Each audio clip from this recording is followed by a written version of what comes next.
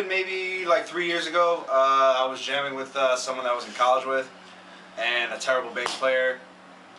And then just started progressing, getting better, moving forward, and we got a singer. Then we got really guitarist, added Cameron. Blah blah blah. Good old Craigslist.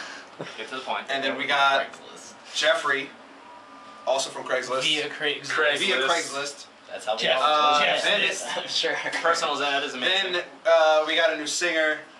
I forgot if that was Craigslist or through a friend.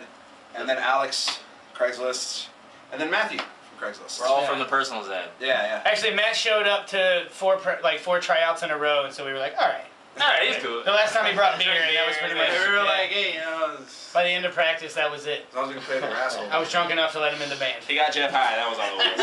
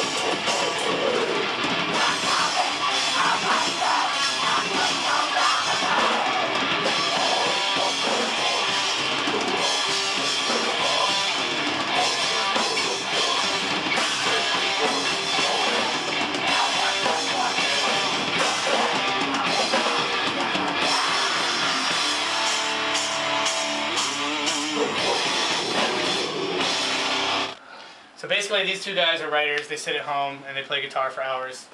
Usually get together before we even have practice. As far as the music being put together, they learn the song, they decide on the parts, they bring it to me, I learn. And then once that's done, we have a small recording, just a little tape recorder, and then we give it to Matt. Yeah, usually it kind of starts out like, I'll sit at home with a shitty guitar and like a nasty little four track, and I'll write a song. I'll take it to Eddie. Eddie will be like, oh, this, and that. We'll collaborate on riffs and we'll compose the whole thing. Then we bring it to Jeff, and then we'll jam with it, just like he said, and we record it on some shitty little iPod thing, and then we hand it off to Matt and Alex, and they do bass, and then he writes some sick lyrics, and that's usually the... He writes the stories! Yep, the stories. I don't actually know the songs, I just play bass in the background. H.P. Lovecraft. Yeah, they're mostly about H.P. Lovecraft stories or other similar things. They all involve death in the end of the world. Horror. Yeah. You know, the usual. What's the last song about? Aliens. Actually, I don't know what the last song's about. What's the last song about? The last is about Number a coven 9. of witches. Witches? Yes, a burning. What's the witches. first line? Slayer Pimp Witches? What's the first line of number 9? Satanic ritualism. Mm-hmm. See that? What's the name of that song? Satanic ritualism. Suffer not a witch to live is the name of it. Well, there you go. See? It's got That's the first time I've ever heard it. That's why That's the song for the kids. That's why I write the beats. That's why I just play guitar. We play that one for the kids. Yeah, because all the single mothers, they bring their kids out to our shows. Yeah. That's what, We have sex put with them. flyers around the suburbs. Well, they... Or we want them to.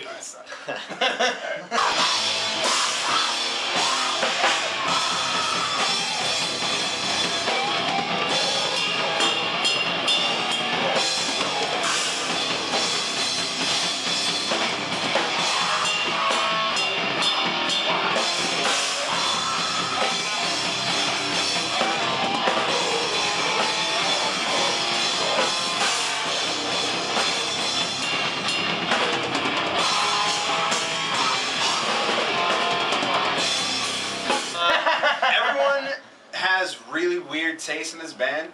Eclectic taste. Eclectic is the proper In word. music and Stupid men. is another. Yes. If each one of us were to give like maybe 3, I would have to go with like Red Chord, Between the Buried and Me. Oh yeah. And I guess Black Dahlia Murder. I'd say Black Dahlia Murder too, and Cradle of Filth, and never shook your head at me again. I just like really fucking good drummers. Cannibal Corpse. Really good drummers. Yeah, I agree on that. I think. Yeah. Bands all Just across. any Yeah. kind of death or thrash, we all like that. So that's. I mean, that's kind of a given. We are, yeah. I think. That That's we all why like we play it. death and thrash. I mean, there's a lot of really good local acts that are quite inspiring. Ooh. Good old PA. Very nice.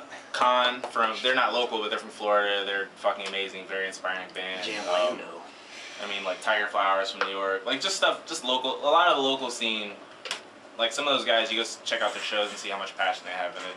It's like super inspiring, even more than like what you kind of grew up to, listening to. But I think next step probably for this band is to get into the studio, have something that's a little bit more marketable. I mean, we're all pretty recording savvy, but I think most bands, to release a really good EP, you don't necessarily have to do it yourself the whole time, but at least get in the studio and like record the drums. Just make some parts of it a little bit easier for you. I mean, it's so easy to record and get your music out nowadays. I think we're going to be focusing on an LP, maybe an EP, maybe even press a vinyl.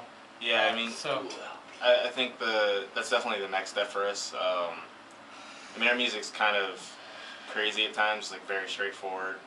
Sometimes it's kind of hard to hear, but I really think that if we can get like some vinyl, CD, MP3, whatever the hell it may be, iTunes, I don't care.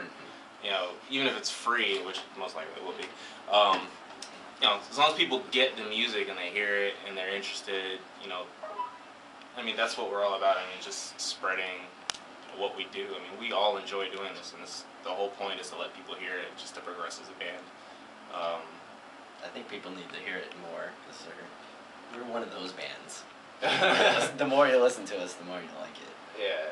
It's a little awkward at first, but well, then, at least that's how it worked for me. It Then took it me gets about a more- year to get into this. No, I'm just kidding. But yeah, pressing vinyl, writing music. I mean, we have a space, so all we do is we play and we drink, and that's it. Play and drink. Oh, you forgot No smoke. work. I don't smoke. But Lots okay. of smoking. Some of us do. Lots of smoking.